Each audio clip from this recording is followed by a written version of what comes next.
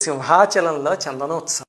అప్పుడు ప్రహ్లాదుడు స్వామిని ప్రార్థించేసరికి స్వామి గరుత్మంతుడి మీద వస్తూ అయ్యో తన భక్తుడు ఎక్కడ నలిగిపోతాడో అని అక్కడి నుంచి దూకేశాడు. ఏకంగా దూకేసి అప్పుడు ఆ కొండని తీసేసి ప్రహ్లాదుడిని రక్షించాడు. ఆ తరువాత ప్రహ్లాదుడు స్వామికి తపస్సు చేస్తే స్వామి ప్రత్యక్షమైతే అప్పుడు స్వామి మా చిన్నాన్నని సంహరించడానికి ఒక అవతారం ఎత్తావు, మా నాన్నగారిని సంహరించడానికి ఒక అవతారం ఎత్తావు, కానీ ఆ 2 రూపాలు కలిపి చూడాలని అనిపిస్తోంది స్వామి అని వేడుకున్నట్టు ప్రహ్లాదుడు. అప్పుడు స్వామి ఆ 2 రూపాలతో కలిసి ఆ కొండపైన వెలిసాడు, ఆ ఇందాకటి కొండపైన. చివరికి స్వామి అక్కడ వెలిసాడు.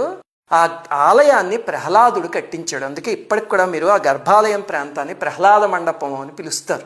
రాత్రి స్వామి స్వప్నంలో కనిపించి నేను ఈ కొండపైన ఇదిగో ఈ స్వరూపంలో ఉన్నాను, నన్ను మళ్ళీ పునఃప్రతిష్ఠించి ఇక్కడ ఒక ఆలయాన్ని నిర్మించండి అని ఆజ్ఞించాడు.